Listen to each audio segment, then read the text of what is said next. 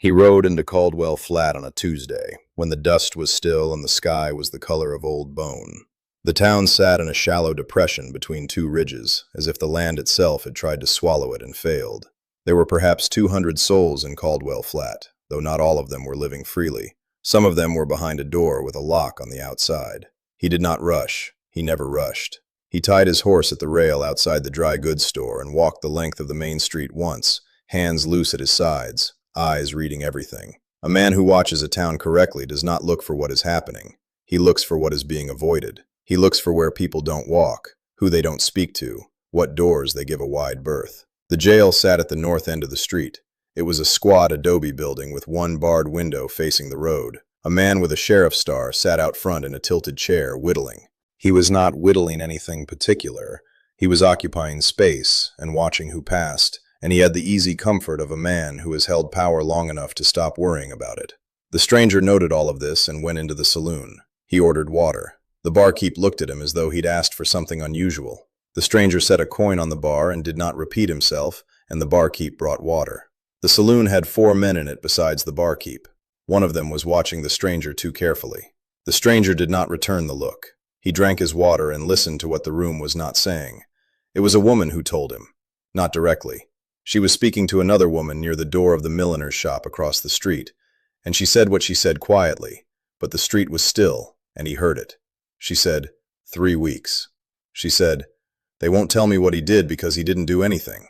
She said, they want money we don't have. He learned the rest from a man who ran the livery. Not because the liveryman was forthcoming, he was not. But a man who shoes horses and forks hay and sleeps in his own building is not watched the way a man in a saloon is watched. He hears more than he intends to hear. He knows more than he intends to know. And sometimes, if the right kind of quiet sits down across from him, that knowing finds its way out. The sheriff's name was Aldous Cree. He had been in Caldwell Flat for 6 years. In that time, 11 men had been jailed on charges that the territorial court had never received paperwork for. 8 of those men had paid fines directly to Cree himself and been released. The other 3 had worked off their supposed debt on the ranch of a man named Pollard, who ran cattle 30 miles north and who had, by observable coincidence, never been arrested for anything. The boy in the jail now was the son of a widow named Harker. He was 19 years old. His name was Ellis. His mother had been to see him twice. Both times she had been turned away at the door.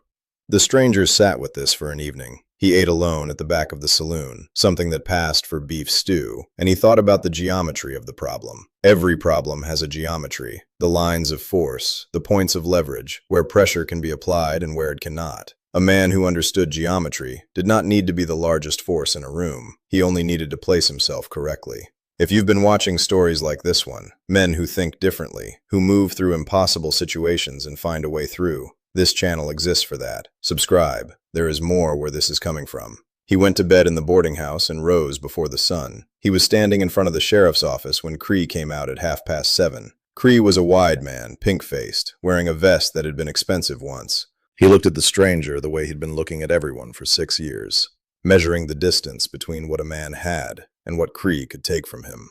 The stranger said he'd come in from Fort Sully. He said he'd been moving stock and one of the cows had wandered onto unfenced land outside of town. He said he supposed that might be a matter for the law. He said it mildly, looking past Cree at the hills, not at Cree himself. A man who does not look at you directly is either dangerous or simple, and Cree had made his fortune betting on simple. Cree told him that grazing on open range without a permit was indeed a chargeable offense in Caldwell Flat. He said the fine could be settled at the office or in lieu of payment. The man could await judgment in the county facility. He said county facility the way a man says a thing he's said so many times the meaning has been bleached out of it entirely.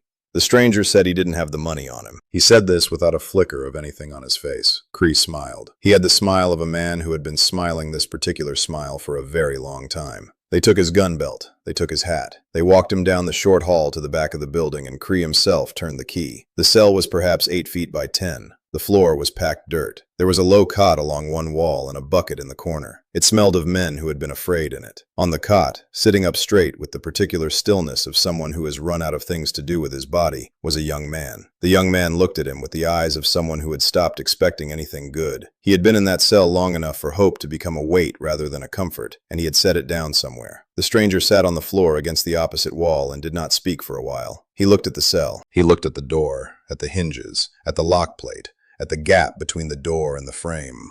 He looked at the barred window, at the sill, at the mortar between the adobe bricks. He was not looking for a way out. He already had a way out. He was looking at something else. He was looking at the walls the way you look at a room you intend to occupy for a specific number of days, no more, cataloging it the way you'd catalog anything useful. After a while, the young man said his name was Ellis. He said it quietly, as if he was reminding himself. The stranger said nothing to that. He asked instead what the young man had seen in 3 weeks. Who came in, who went out, what time the deputy made rounds, whether anyone else had been held and then released. Ellis looked at him for a moment with something cautious moving behind his eyes. Then he began to talk. He talked for a long time. He was 19, and he had been scared and bored in equal measure, and he had nothing else to offer, so he gave everything he had. He described the deputy, a young man named Russ, who was soft-spoken and did not meet your eyes when he brought the food. He described 2 other men who had been in adjoining cells and were now gone. Not gone free, gone to somewhere north, he thought. He'd heard the word ranch said in the hall. He described the window of light that crossed the floor each day, and how he'd measured time by it. He described a drawer in the desk at the end of the hall that Cree always locked before he left for the night, that he always checked twice, that he never let Russ near. The stranger listened. He did not take notes. He did not need to. The second man in the adjacent cell introduced himself through the wall. He was older, a Mexican named Flores who ran a small freighting operation, and who had been taken 3 days after a contract dispute with Pollard's ranch. He was 51 years old, and he was calm in the manner of a man who has survived enough to understand that panic is simply energy spent in the wrong direction. He and the stranger spoke briefly through the adobe. The stranger asked him 2 questions. Flores answered both. That night, Russ brought tin plates with salt pork and day-old bread. He slid them under the door without speaking. The stranger watched his hands. He watched which pocket the keyring hung from. He watched how the deputy moved, where his eyes went when he walked the hall, whether his attention was constant or whether it drifted the way attention does when a man has done the same task too many times to stay present in it. The deputy's attention drifted. The stranger ate his salt pork and lay on the floor and looked at the ceiling and worked through what he knew. The drawer in the desk was the center of it. He was certain of this not because Ellis had said so, but because of how Cree behaved near it. Men reveal their valuables by how they protect them. They protect them too much, or not enough, and both excesses point to the same place. Cree checked the lock twice because he was afraid. A man who has done nothing wrong does not check locks the way a man who is afraid checks locks. Whatever was in that drawer was what made all of it true, in a way that could not be argued. On the second day, a 4th man was brought into the cell across the hall. He was a traveling preacher named Sutton, arrested on a charge of conducting unlicensed religious assembly, which was not, as far as any of them knew, a law that existed. Sutton was bewildered and frightened and spoke too much, which is what frightened men do. The stranger let him speak. He learned from Sutton that Cree had been asking about an upcoming land survey, that there was federal money coming into the territory for a new rail line, that certain landholders stood to profit considerably if their claims could be established cleanly before the survey was complete. The shape of it clarified. The jails, the labor on Pollard's ranch, the extortion payments, these were not the point. They were revenue, yes, but they were also leverage. Men who had paid false fines to a corrupt sheriff did not speak to federal surveyors. Men who owed Cree a silence kept it. The stranger slept on the second night easily and completely, the way a man sleeps when he has decided what he is going to do. He rose before dawn on the 3rd morning. He had spoken briefly and quietly to each of the other men over the course of 2 days. Not instructions, observations. He had told Ellis where the deputy's key ring hung and what the deputy's rhythm was. He had told Flores that the lock plate on the adjoining cell door was mounted on brick that had been repaired once, poorly. He had told Sutton nothing, because Sutton could not hold a secret, but he had positioned Sutton precisely, in the corner, away from the door, told to stay there and not to move until he was told to move. Sutton, who was frightened and unused to being given clear direction, had agreed immediately. At 20 minutes before 5, in the dark before the eastern sky began to change, the stranger worked the cell door. This is not a mystical thing. Locks are mechanical objects. They have tolerances. A door that has been hung slightly off true, as this one was, will bind against the frame in a way that can be used. He had 2 days to study it, and he had studied it completely. The work took 11 minutes.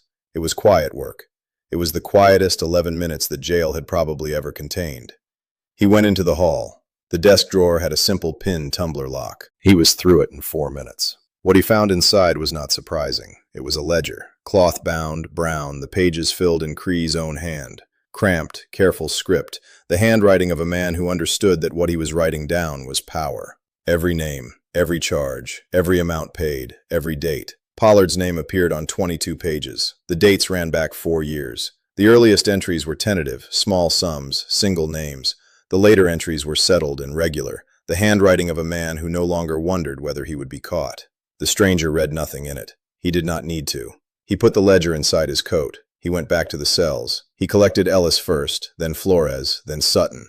He retrieved his gun belt and his hat from the cabinet in the front room, which was unlocked, because no one locks a cabinet in a room that is already locked. He moved all 4 of them through the side door, which Russ left unbolted during his rounds, because Russ had done this job for a year and had never once needed the bolt.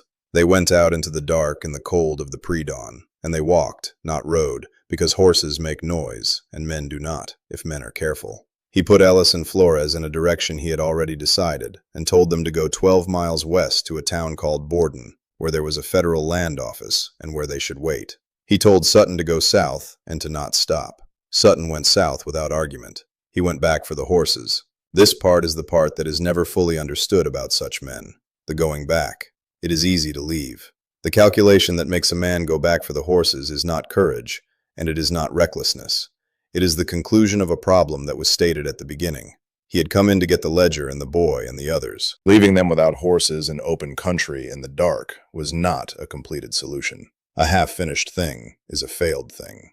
He retrieved 3 horses from the stable, paying the liveryman with a look that the liveryman understood perfectly, and rode out of Caldwell Flat in a direction that was not west and not south. He had 12 miles to cover before first light.